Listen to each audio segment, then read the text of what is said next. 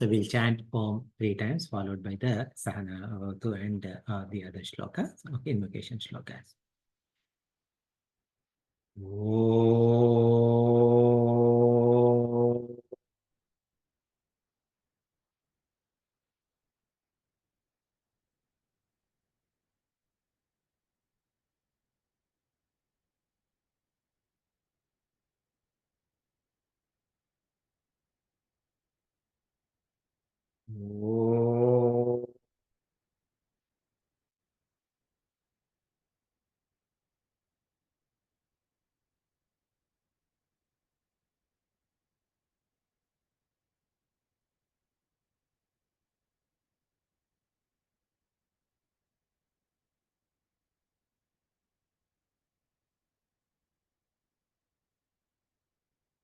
Om.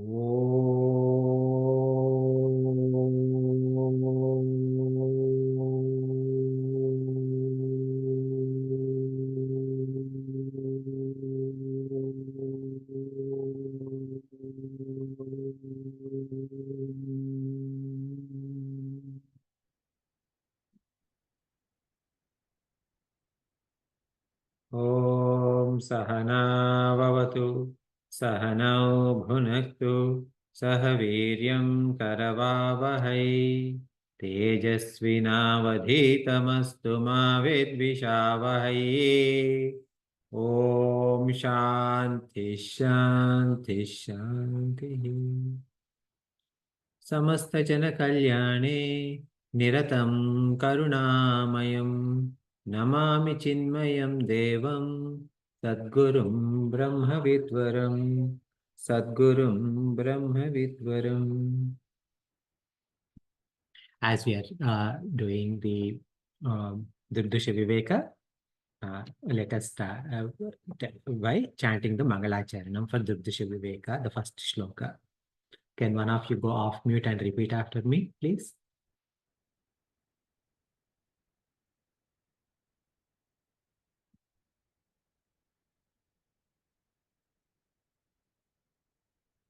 No one wants to go off mute? Okay, Gigi, thank you. Okay. Sorry. Rupam Drishyam Lochanam Drik Rupam Drishyam Lochanam Drik Tadrishyam Druktu Manasam Tradrishyam Druktu Manasam Drishya Dhivruttaya Sakshi Drishya Dhivrata Sakshi Druge Vanatu Drishyate. Drage Vinatu Drishyate. So as we are covering the Drg Drsya Viveka, what we understood is that one is that, of course, we understood the difference between the Druk, the seer, and Drishya, seen. Then we saw that in Druk, there are two types of Druks. One is Sapeksha and the other is Nirapeksha. Yes, Sapekshika means which is dependent on something else, such as eyes are dependent on mind, mind is dependent on the presence of consciousness, etc. So the Sapeksha Druk or seers and Nirapeksha are completely independent seer is the Sakshi, the Chit Anvo, okay, which is the witness of everything. And then the question that after describing this nature of Druk and Drishya, the author has taken into why this Sapeksha, how, not why, how the Sapeksha Druks, meaning like because the mind is inert, intellect is inert, Jnanendriyas are inert, the physical body is inert. How did they come to appear to have got sentiency? That was discussed by from verse 6 onwards, where it said that the reflection of consciousness has happened in the sattva material, which is antakarana, okay, ahankara primarily. So in ahankara, now for a reflection to happen, it has to have sattva. Now, sattva doesn't mean that the mind must be sattva. The mind is made up of sattva guna. The ahankara, mana, buddhi, chitta, ahankara, all of that is made up of sattva guna. But even though they are made of the sattva guna, I may still have bad thoughts. Okay, that presence or absence of bad thoughts or evil thoughts or good quality thoughts have nothing to do with the material of construction of this, the construction material of these antarendriyas. So this sattva-guna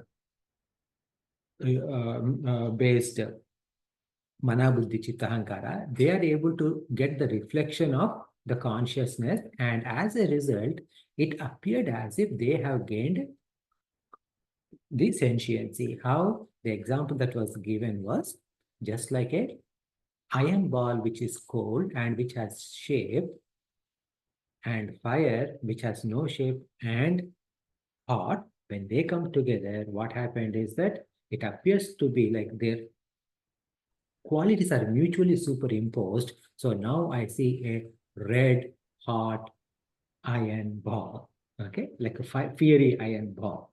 So in the same way, now the ahankara started thinking that I, okay, so now it has gained sentiency and it started thinking the ahankara. And within that, there is a owner. The kartrutva, bhoktritva bhava means I am the doer kind of a attitude is there for ahankara. And it is using three other aspects of the same mind matter, which is manas, buddhi, and chitta. Because they are the instruments in the hands of ahankara, these are called antakarana. Karana means instruments. Okay. And then from there, whatever the consciousness, the presence of that consciousness has seeped into karmendriyas, jnanendriyas, even physical body slowly. So that way, like even jnanendriyas, meaning even my eyes feel sentient, even my body feels sentient, like that.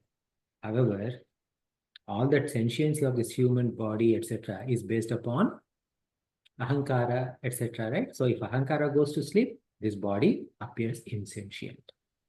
Now, this ahankara, what happened is that it has got three different identifications called as tadatmya. One is along with chit chaya, it is called as whenever chit is there, ahankara is there. I mean, whenever ahankara is there, chit is already there. And when ahankara goes to sleep, chit doesn't appear to be there because ahankara is not, the experience it is gone. So this alone is there, right? So this coming up together and merging together, it is why it is called as sahaja, because they rise together and they fall together. This is one. Then ahankara also identifies with the physical, meaning the body itself. Because it is identifying with the body, it is called as karmaja, based on karmas. Because the body is based upon our prarabdha karma. The day our prarabdha karma is done, the body is going to fall off. So, and ahankara also has an identification with sakshi, consciousness. Ahankara thinks that it is consciousness. This is a problematic one. So this is called as Bhranti. Okay, it is based upon delusion. And this particular identification is the problematic. So the first relationship between ahankara and chit-chaya means reflected consciousness. It makes sense simply because consciousness doesn't do anything. And in the presence of consciousness, ahankara does everything, and assumes ownership and does everything. So that is good. Whereas second aspect, which is with respect to body and ahankara, we don't need to worry about it. The moment body falls, ahankara attachment with the body is gone. This third one is what is problematic, and that the third one, which is what the relationship between ahankara and the sakshi, where it is based upon delusion, that we are trying to get rid of. And it can be removed, and it can be removed through bodha, knowledge. Then we also talked about when this ahankara is completely awake, it is called as waking state. And if ahankara is totally down, it is called out deep sleep. And if ahankara is partially awake, it is called as swapna, or the dreaming state. So these are the things that we have covered so far. So before we get into the new shloka today, do we have any questions?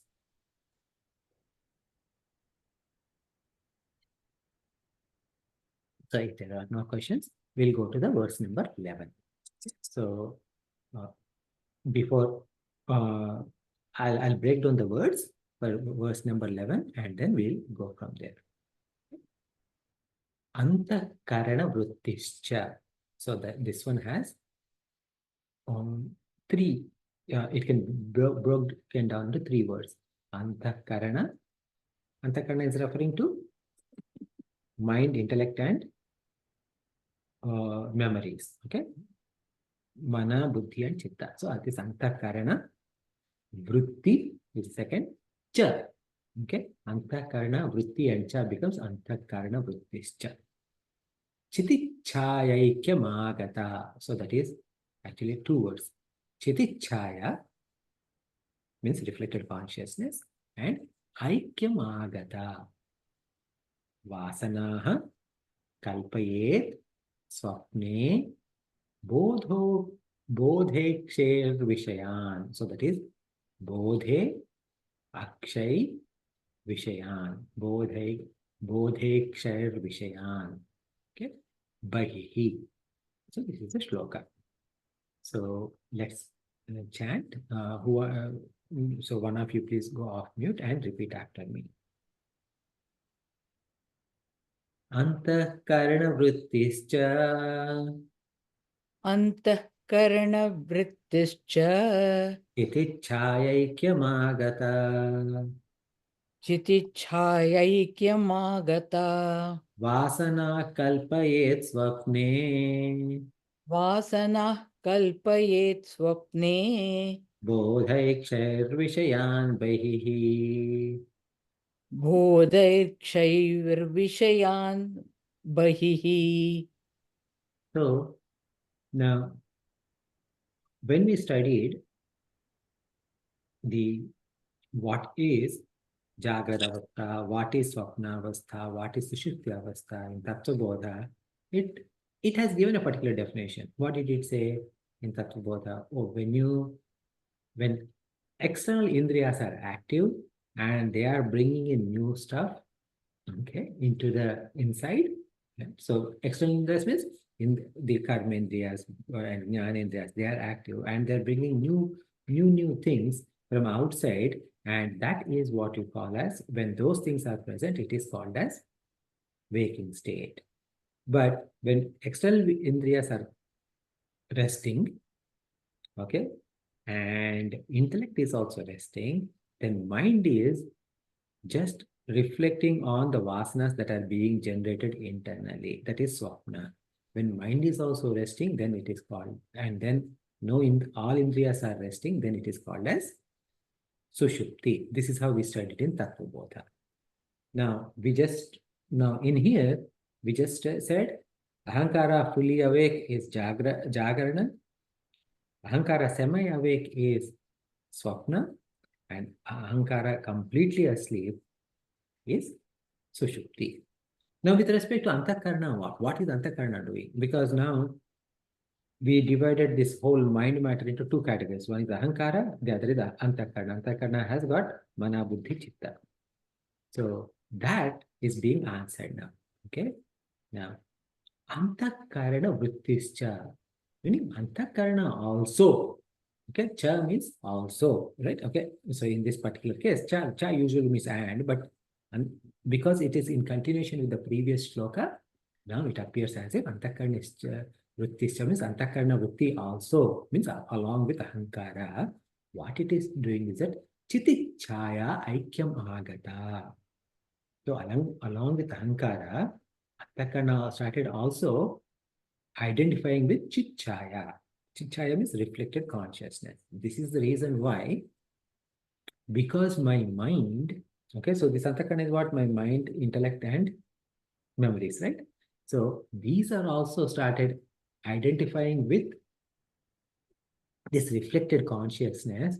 So that's why if someone tells me that my mind is inert, I had very difficult I mean, like it is very difficult for me to accept that. Okay. And also this cha, antakarana vrittis cha also indicates that just like ahankara Antakarna is also fully manifest in Jagrat, like waking state, semi-manifest in dreaming state, and goes to complete rest in deep sleep state. Okay. And it said, Vasanaha kalpayate. Okay. Vasanaha kalpayate kalpayet swapne. Okay. Now, Vasanaha kalpayet swapne bodhe akshaihi vishayan bahihi. So there are like two parts. Okay. First half is talking about what does he do in dream state, and second half is talking about what does he do in waking state. Okay. So now it is saying that Vasanaha kalpayet swapne means Vasanas. Vasanas means, what are Vasanas? I have done something in the past, primarily during waking state only, whether in this lifetime or previous lifetimes, and those have left an impression on me as a particular taste for something, a liking for something, or a disliking for something, some opinions about something like that, right? So all those vasanas are in my karna sharira. So this vasana, antakarna, what it does is that it starts creating the dream world from these vasanas.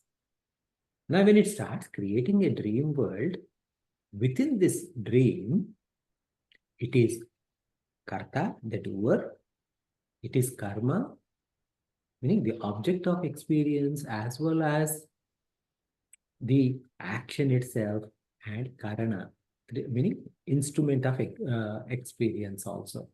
So, for example, in karta, karma, karana is primarily in terms of linguistic one, as in grammatical goal. Like, say, for example, like in any sentence, usually you have three things: subject, object, and verb. So here karta is a subject, karma is object, and karana is verb. So for example, I say I eat a mango. When I say I eat a mango, I am the karta, the subject. Mango is object, and eating is karana. So in this, there is a triputi, we call it as threefold. One is experiencer, other is experienced, and the relationship between the experiencer and experienced, which is the experience itself. So in a statement like I eat a mango, I am the experiencer, mango is experienced, and eating is the experience. So whenever we are interacting, so why we are talking about this is, whenever I am interacting with the external world, I have this relationship, that me being the doer, the world around me being the things that I'm going to experience, and the relationship is the experience itself. So everything is, when I am interacting with the world, from my perspective, I am the experiencer of everything. From your perspective, you are the experiencer of everything. So from my perspective, what? I am the speaker today, right now, and you are the participant. So from your perspective, what? And hence, I am the experiencer of being a speaker. Now, from your perspective, what? You are the participant and listening, and I, as Venkat, is someone who is speaking. So you are learning, or you're gaining some information from this speaker. So you are karta, you are the experiencer. I am experienced by you, and listening is your experience. So like that, pretty much anything and everything, even though there are like multiple people are involved, with respect to everyone, with respect to the first person is always the experiencer. Now, Vasanaha kalpayet swapne. Why you're saying is that in this swapna, This antakarna vritti, meaning the mind, etc., what it is doing is that it itself is becoming all these three things: the experienced, experiencer, and experience itself. Say, for example, if you have a dream in which you are eating a laddu, okay? If you are eating a laddu in your dream, then you are eating, yes, you are there. Laddu is there. But who is that laddu? That laddu is also you because it is projected by your own mind. Okay. The mind itself projected dream you. The mind itself projected the dream laddu. The mind itself is projecting that you experiencing the taste of that laddu. So whether it's a good experience or a bad experience, everything and everyone in your dream, right? The light in your dream is you. The other people in your dream are also you. Okay, your interaction with them is also you. You are also you, right? So this is all happening because of this prarabdha karma for sukshma bhoga. When we have prarabdha karma, this prarabdha karma is a kind of an interesting thing. It need not be experienced only during waking state. It can be also be experienced in our sleep state also. And even during our daydream state also. Okay, not just sleep. Okay. So what happens is, now imagine if you are thinking about going to a vacation. Okay? Since I'm in Orlando, let's say Disney. Okay, you want to go to Disney. Now, you've been to Disney before. Now you're thinking, okay, when I go to Disney, I want to do this, I want to do that, etc., etc., and you're planning. And in that planning, you're visualizing as if you are in the Disney itself, and it is giving you some kind of a happiness. So that itself is exhaustion of some prarabdha. Okay, that is one point. Now, similarly, when you are sleeping and when you have a dream that you won $1 million in lottery and you are so happy, that is also a joy. That the reality is that the joy that you have experienced of winning that $1 million is valid. Okay, that experience you have already experienced, check mark.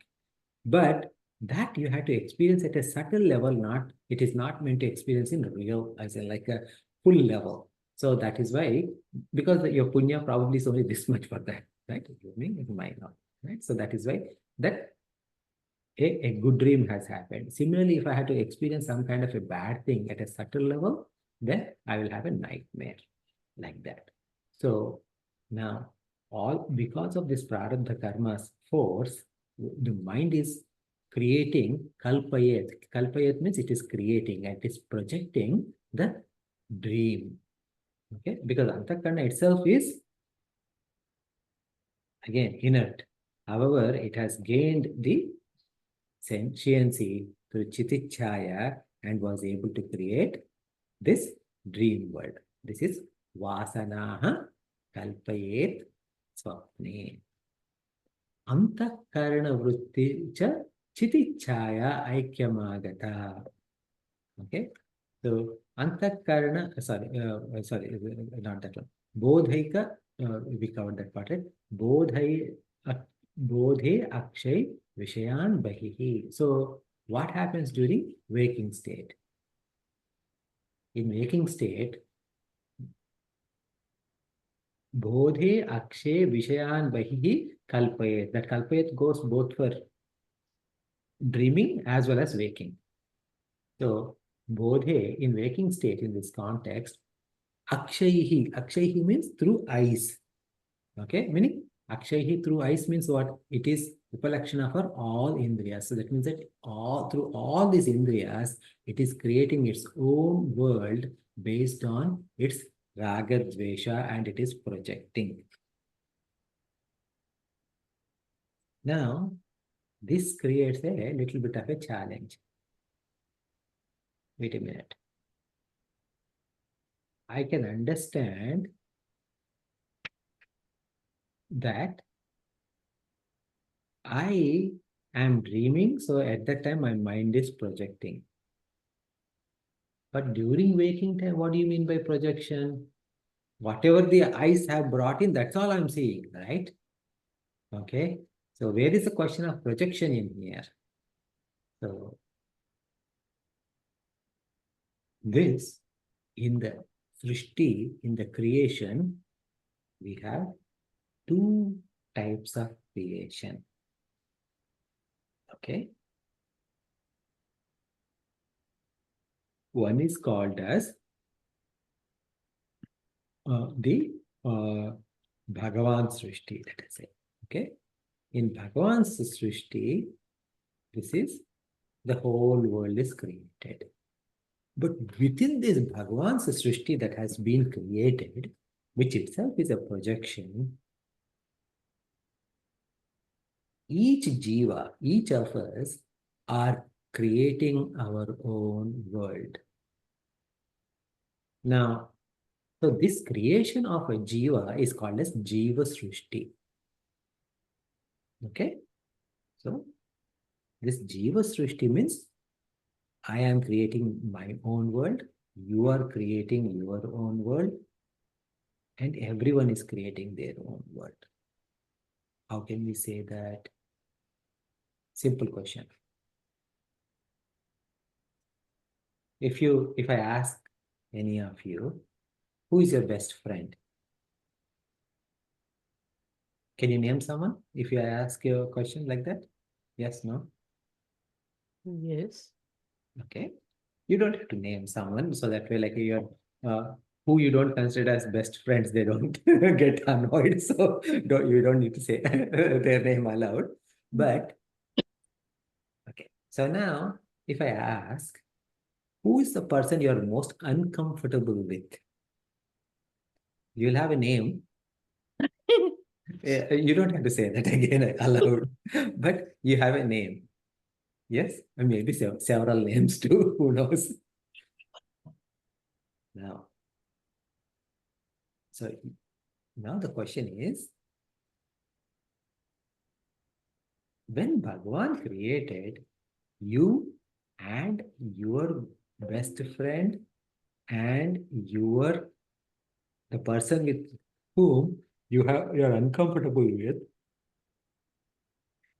did he create them like that? All three of you. Like, okay, this person is going to be Venkat's best friend. This person is going to be Venkat's sworn enemy. This person is someone Venkat hates.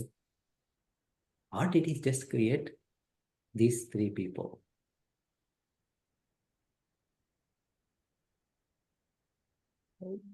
The mind that he has given makes up all these things.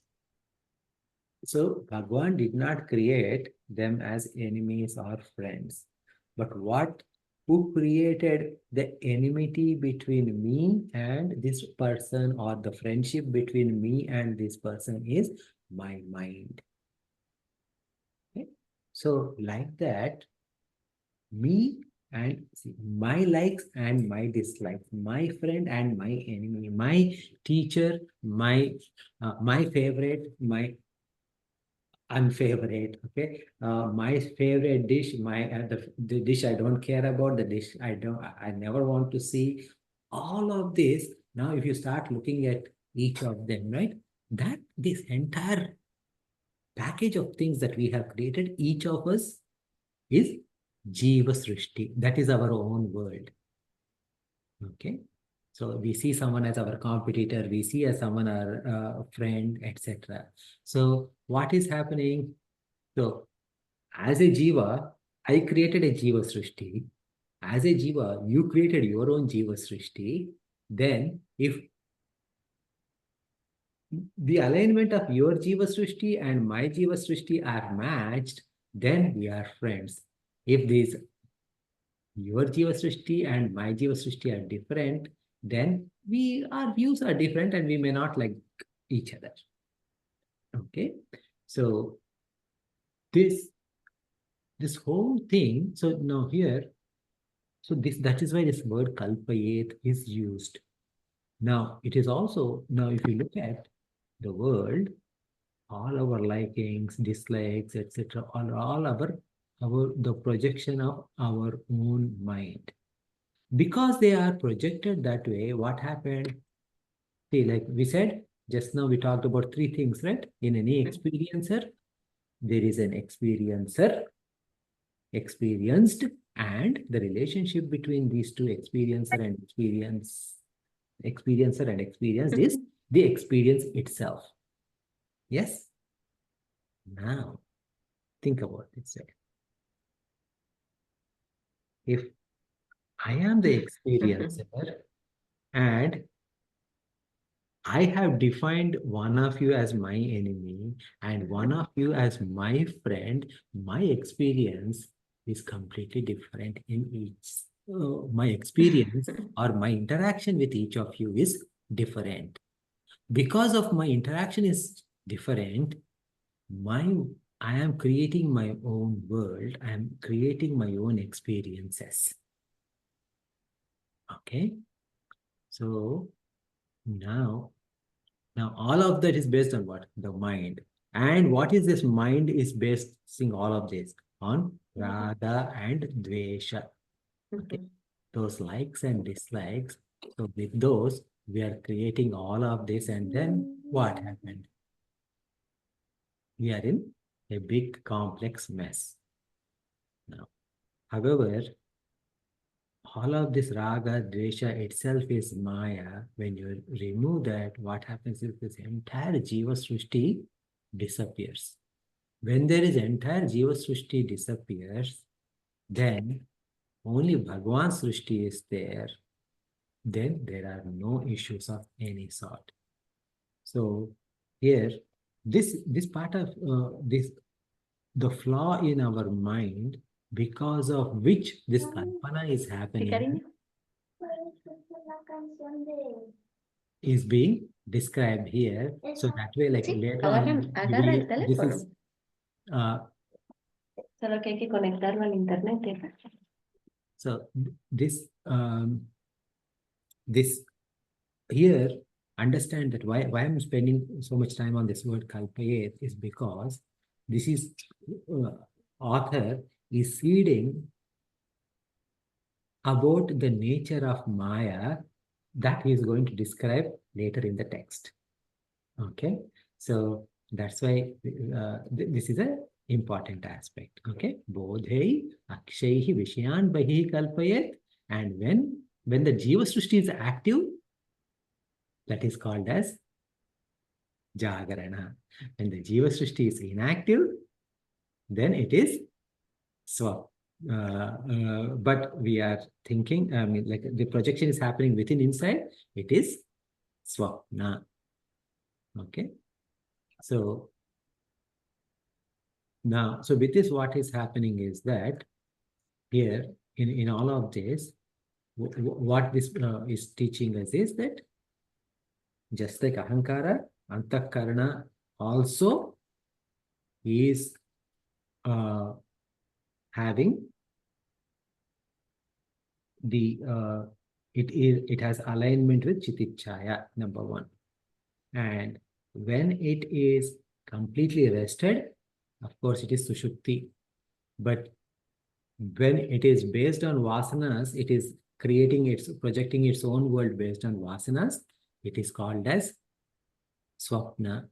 But on the other hand, if it is projecting based on other things that are coming from outside world, it is called as jagarana. This is what the 11th shloka has said. Do you have any questions based on that before we go to the 12th verse?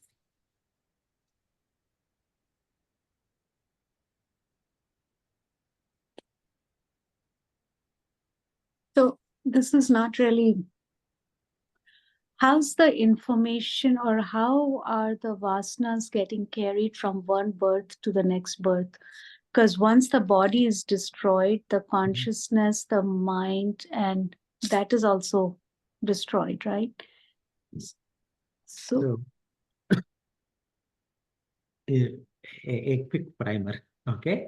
So we have three shariras. Sthula, which is the physical body, Sukshma called subtle body, and Karana means causal body. Okay? Now, Karana Sharira, the causal body, is given this name because it is the reason for creation of these two, Sukshma and Sthula Sharira. Okay? In Karana Sharira, it is made up of primarily Ajnana. Ajnana means lack of knowledge or ignorance. The ignorance means ignorance of our true nature. That is one. But in addition to that, it also has all the vasanas that we have accumulated across all lives as a jiva. All vasanas. What else does it have? It also have papa and punya accumulated from all our lives. So this is a core thing. Now it has got all the vasanas and papa punya that it has to exhaust. To exhaust this, what it needs is that it needs a particular body to experience this vasana. So it has a mind. So the Sukshma Sharira means the thing that cannot be seen, as simply put, right? So it has got Sukshma Sharira, what it's got? It has got Mana, Buddhi, Chitta, Ahankara, the fourfold Antakarana that we are talking about, Antakarana and Ahankara, okay? Along with 5 Jnanendriyas, 5 organs of senses, 5 Karmendriyas, organs of action, and Pranas, 5 Pranas. Together, this becomes Sukshma Sharira. And then physical body, you already know. Now, what happens is at the time of death, only the physical body falls off, but the Sukshma Sharira, which means that Mana, Buddhi, Chitta, Ahankara, and Pancha Jnanendriyas, Pancha Karmendriyas, Pancha Pranas, along with Karma Sharira, they go and find another appropriate body. And it goes on from time to time to time to time. Okay? And in each body, when they are, even before they enter that body, a portion of the total accumulated karma, the results of the past actions, they are taken like a measure of, okay? And that measure of karmas that they have to experience in this current body, it is called as prarabdha karma. Okay? And as soon as the prarabdha karma is finished, that physical body falls down. And in the meantime, while in this lifetime, they are also experiencing new things, etc., because of which they are acquiring new vasanas. They're exhausting some old vasanas, but also acquiring new vasanas, exhausting some papa punya, but acquiring some new papa punya, and that cycle goes on. This is samsara. One question now, Venkaji, when you say the prarabdha karma gets accumulated, then in each birth, there is always a set of new prarabdha karmas, right? No, new karmas that are created, but only when they are ready to be executed, they are ready to be fructified, then that becomes, in a particular lifetime, that becomes prarabdha karma. Okay, but then there is no end to the prarabdha karmas, right? There is no end to the total karma. The total karma is called as sanchita karma. Yes, sanchita karma, there is no end. That is why it's called as samsara. So that is why from anadi life, we are, from the beginning, time immemorial, we are going as jivas from one life to another life to another life to another life. And the whole reason of why we are studying this is to get out of that cycle. So in other words, there is a definite possibility of being getting rid of this prarabdha karma in our lifetime or future lifetimes. Yes. There is a definite possibility. That possibility is called as moksha. Okay.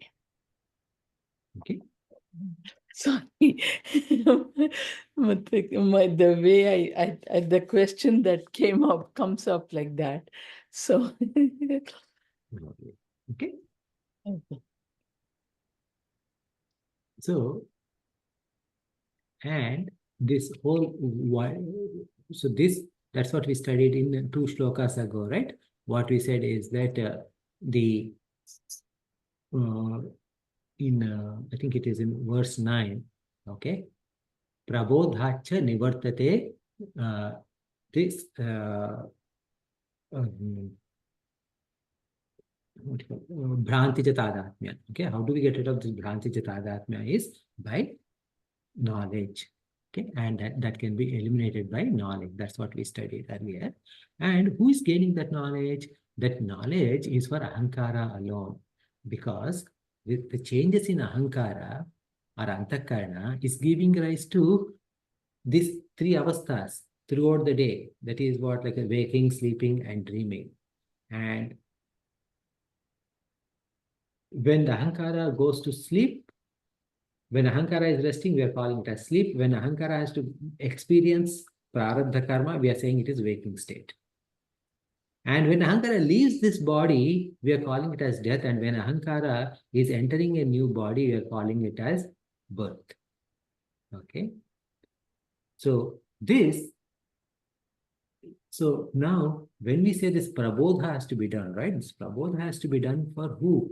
Not to Sakshi, because Sakshi is ever mukta. Okay, so Sakshi has nothing to do with it. So all of Shravana, Manana, Nididhyasana, all that is meant for our own ahankara alone. So who is the adhikari for our studies is our own ahankara. Who is the Chatana Chatusha Sampannatvam, such as Viveka, Vairagya, Mumukshutvam, and all of that is for ahankara alone. So our ahankara, today it says that I am enjoying this, I am doing that, I am doing this. But one day, okay, ahankara says, enough is enough. I am not happy with these worldly things. I want something totally different. I am fed up with this, my likes and dislikes. And that becomes the cause of my liberation. Liberation of who? Liberation of the ahankara alone. Okay, this ahankara will become a mumukshu ahankara, meaning desirous ahankara for moksha. And when this ahankara turns from being a bhogi, experiencer, to yogi, one who wants to become one with the Lord, then the Lord takes over and provides the path for liberation.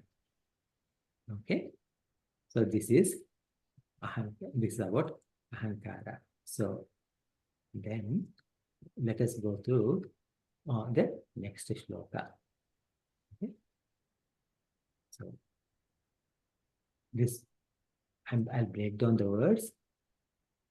Manoham krutyupadanam, that has got manaha, aham kruti, upadanam. Three words. Manaha, aham kruti, and upadanam. Together it becomes manoham krutyupadanam. Lingam ekam, that is lingam ekam. It becomes lingam ekam. Jadatmakam, jada and atmakam becomes jadatmakam. Avasthatraya manveti, that is avastha trayam anveti becomes avasthatraya manveti. Jayate, mriyate, tatha. These are the words of shloka number 12. So does one of you want to go off mute and repeat after me? Anybody? I can do it otherwise. Okay, I'll let Rajiv ji do it. Somebody else wants to do it? Yeah, Rajiv ji is going to do it. Okay. Manoham krutyupadanam Manoham kriti upadanam lingamekam jadatmakam lingamekam jadatmakam avasthatrayamanveti avasthatrayam anveti jayate mriyate tatha. jayate mriyate tatha. So this mana ahankruti upadanam. Okay. So mind and ahankruti. Okay. Manaha means mind, ahankruti means ahankara. So ahankara, ahankruti, they both are same, and they are all made up of same upadanam. Okay. Meaning material. So like usually, like you heard upadana karna, meaning material cause. So they both have come from same piece of cloth. Okay. So this mind and ahankruti. And Lingam ekam. Lingam ekam means they are essentially same. Lingam ekam. So this lingam, see this word linga. Lingam means what? It is a symbol or sign. Is one way to it is translated as lingam is the as a symbol or something like that. Okay, so that's how it is translated in English. But lingam means lingam artham is linam artham gamayati, that becomes lingam. So that which brings to you what is hidden is lingam. Okay. And now this lingam is the enabler of samsara, but it can also enable my moksha. So lingate gamyate iti linga also is said. So it takes me into samsara, it takes me out of samsara. So it is linga. This is linga. So this lingam, why the word lingam is used? Because even Shiva also is a Shiva linga. So Shiva linga, when you say lingam, what it is representing? Now, does Shiva look like a linga, Shiva linga? It is representing that this is a representation of Lord Shiva. So the linga is representing something else. So now this mana and ahankruti, they are made up of same essential material. What is that? Jada atmakam, meaning they both are inert. Now, what can they do? They can, if my mind and ahankara, if they want to enjoy, they will take me into a path of samsara. And it, so far, if we ask anyone in this life, how many births you have gone through now? We don't know. Sorry? We don't know. So no one knows, and the answer is countless. Okay, that's the only word we can use, countless. Because nobody knows when we started our lives other than God alone. So if you want to continue on this path, the mana and ahankruti takes us through that. Okay, so or look at that. I want that. Okay, so for that, oh, I want that. Okay, so nothing in this world is free, so I need to work for it. Okay, so I work for it, I get it. So in the meantime, I have done karma, and then I have a karma phala, and I have to experience karma phala. So for that, I do another karma. In doing that, I'm creating another karma phala. Like that, it keeps on going, and the samsara keeps on going. But this mind alone, this mana and ahankruti alone, one day thinks that enough is enough. I need to go and gain moksha. When that is done, this mind and ahankruti alone becomes the reason for our moksha. So that is why lingam is that can take you into the samsara or take you out of samsara. Okay? So this mana, ahankruti, okay, they both are ekalinga. Okay, their mind, they are made up of jada, inert. Avasthatrayam anveti jayate mriyate tatha. So avasthatraya trayam anveti, meaning they travel through, anveti means travel. Okay, they travel through avasthatraya. How do they travel? They contract, they expand. Contraction and expansion. When they contract and fully close, we call it as deep sleep. When they slowly opening up a little, it is called vikasa. Okay, so sankocha and vikasa. Sankocha means contraction, vikasa means expansion. And when they semi-open, we call it as dream state. Fully open, waking state. Fully waken to semi and then going back also, meaning like daydreaming also is possible. Like that, right? This jumping from one state to another state, it is going. That is our entire life is sankocha and vikasa of ahankruti and antakarana. So that is avasthatraya anveti. Is it only jumping through these three states? No, no, no. Jayate, mriyate, tatha. That is the second half of the second line. What it is saying? When this antakarana quits the body, we are calling it as death. When this ahankruti and antakarana enters a body, we are calling it as birth. Okay? So, this is going on. Okay? And this is the life of our ahankara and antakarana. So, as a jiva, what are we dependent upon? Our antakarana and ahankara. So we are subjugated to their whims and wishes. Now, how do I get out of this? Right? So, for that we need to understand, of course, jnana. Okay?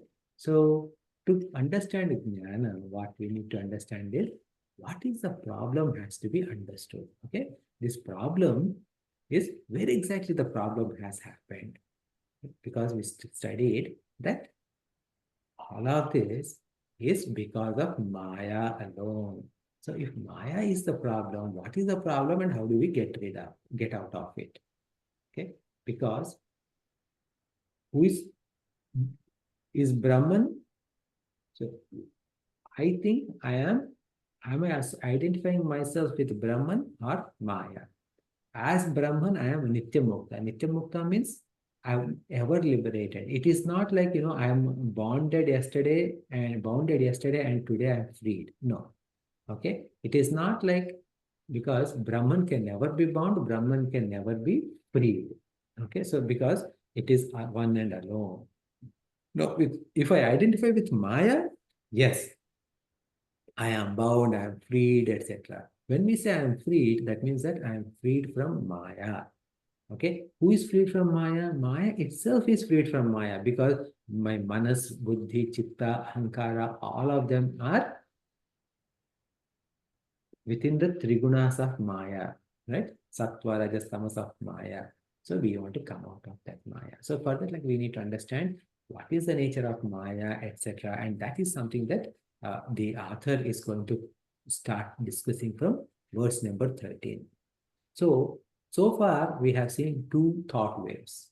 Okay, thought wave number one is maybe we can call three concepts at least, right? So thought wave number one is what?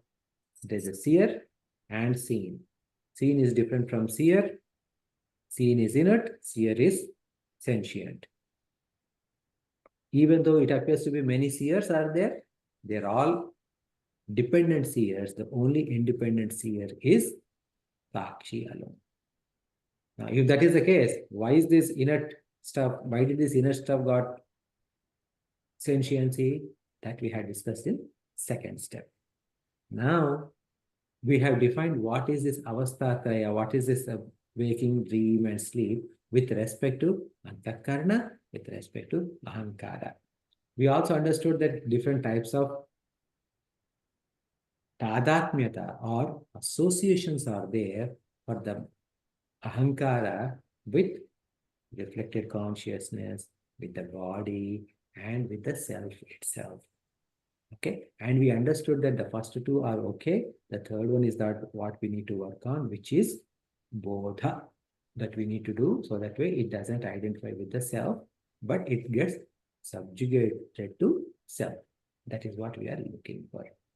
So now the gears are changing.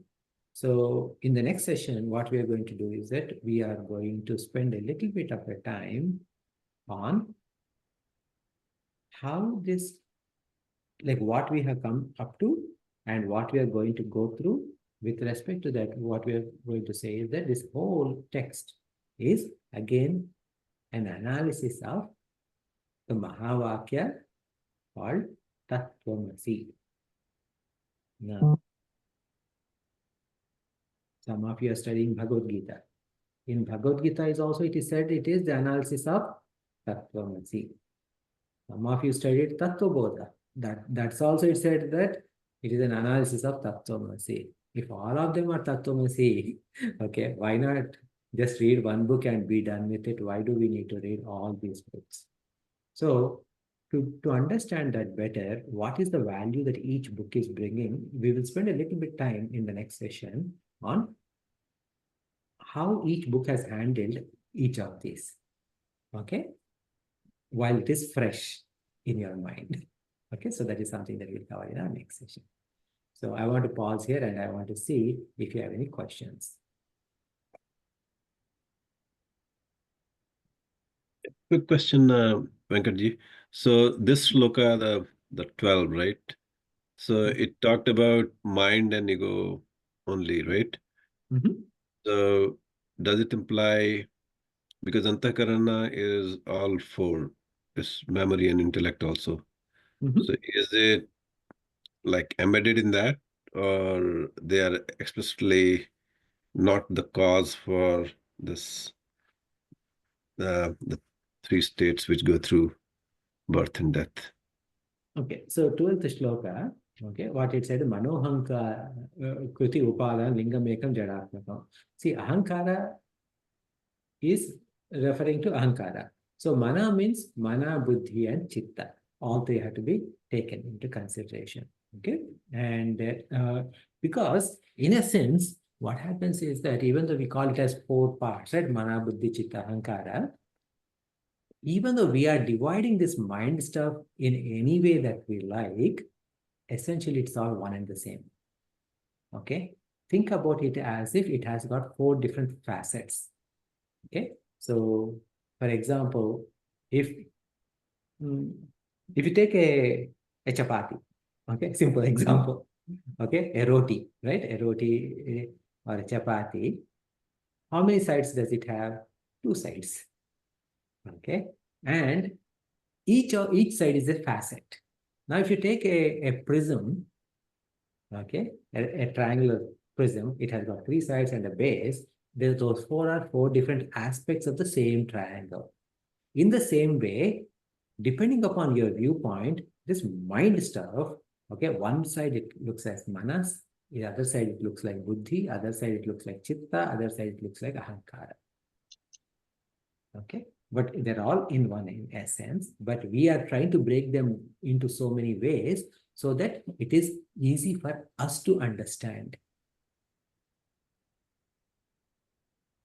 Does it help, Rajiji? Yeah, thanks. Yeah, any other questions?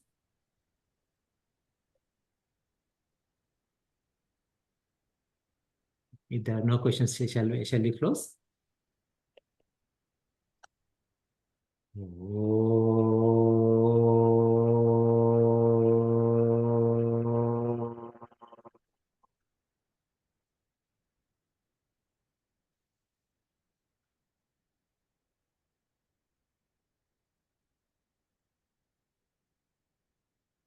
Purnamadah Purnamidam Purnat Purnamudachyate Purnasya Purnamadaya Purnameva Vashishyate. Om Shanti Shanti Shanti. Harihi Om Sri Gurubhyo Namaha. Harihi Om.